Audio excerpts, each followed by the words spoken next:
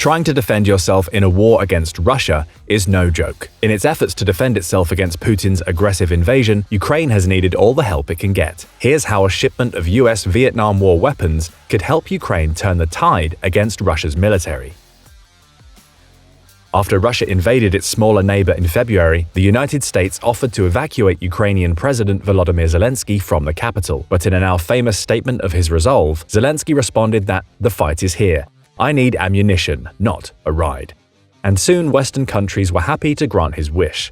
In the months since the war began, the US, NATO, and others have supplied Ukraine with an enormous amount of military aid. In fact, the United States alone has contributed over $18.6 billion since February. This has mostly taken the form of lethal modern weaponry, including the high-mobility artillery rocket systems or HIMARS, Javelin anti-tank missiles, self-destructing Phoenix Ghost drones, and many others. Weapons like these stopped the invasion in its tracks and have helped Ukraine successfully fight back Russian troops all year.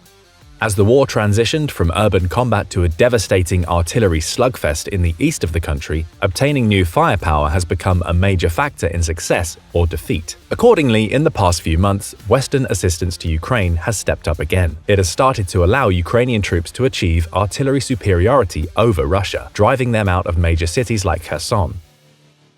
Ukraine is now firing as many artillery shells as Russia, while satellite-guided targeting is making their strikes longer range and more precise. But modern weaponry isn't the only technology making an appearance on the battlefield. Recently, the US has once again expanded its security assistance to Ukraine. In addition to contemporary weapons, they have made plans to supply Ukraine with upgraded armaments from the era of the Vietnam War.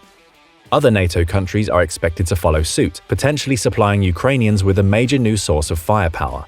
While many consider them more fit for a museum, these older weapon systems could still be lethal. They could even help Ukraine counter some of Russia's biggest new threats.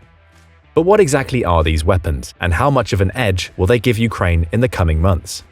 The main piece of Vietnam-era military hardware currently being delivered to Ukraine are MIM-23 Hawk missile systems. Developed by Raytheon from 1952 onwards, Hawk stands for Homing All the Way Killer, a nod to the missile's guided targeting. A medium to long-range surface-to-air missile, the Hawk was first put into service in 1959. In those days, the US was increasing its involvement in Vietnam, where the Hawk was used extensively.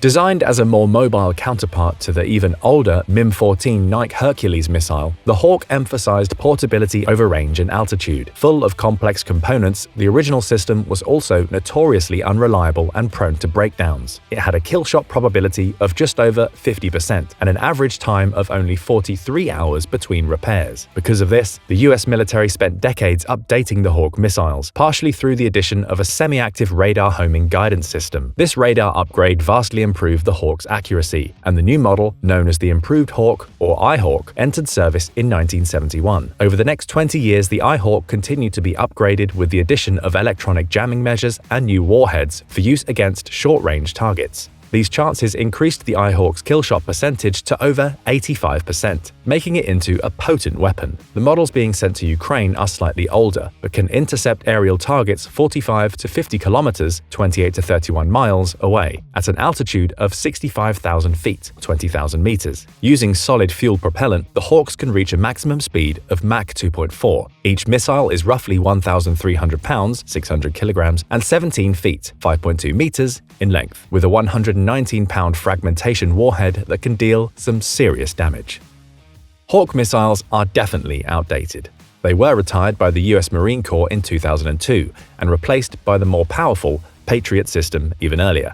The US has so far refused to send Patriot missiles to Ukraine, since doing so would require US soldiers on the ground to operate. Even so, Hawks are a serious upgrade to the Stinger missiles Ukraine has been given so far. While Stingers can be carried by a single soldier, they have far less range and destructive power. In contrast, Hawk missiles are better known for shooting down higher-altitude Russian fighter jets. They can also more effectively counter the Iranian-made Shahed kamikaze drones, which Russia has been using to wreak havoc on Ukraine's cities. The main advantage of the Shahed drones is that they are cheap and numerous. Russia has reportedly ordered over 2,400 of them from Iran. The drones are fired in groups, so even if most are shot down, a few can usually get through to dive bomb their unlucky target. Considering Ukraine only has so many surface-to-air missiles, there is a high chance that this keeps happening. And since each Shahed drone costs only $20,000, it's a waste to destroy them with powerful air defenses like the long-range NASAMS missiles, which can cost over $1.2 million per shot. But Hawk missiles could be the perfect solution for countering the threat from kamikaze drones. While not nearly as cheap as Shahed drones, their age does make them inexpensive for missiles, at roughly $250,000 each. And while the US hasn't disclosed how many Hawk missiles it currently has or is sending to Ukraine, there are probably a lot of them. At the peak of their production in the 1980s, the US had over 27,000 Hawk missiles in its inventory. While most of these are less advanced than the later models, they could provide a real boost to Ukrainian firepower. There's just one hitch in this plan: the Hawk launchers. The missiles are transported and fired from rolling M192 launchers, which can be wheeled along the ground with 3 Hawk missiles mounted on the back. The issue? The US might not have any in working condition. Because of their extended time in storage, an American official told Reuters that the country's Hawk launchers are in disrepair. However, one partial solution to this has come from an unlikely source: Spain. The European country announced that it would send 4 of its own Hawk launchers to the Ukraine, to be paired with the refurbished US missiles. Ukraine may also create some homemade solutions, as they've successfully adapted lots of other old-school military technology.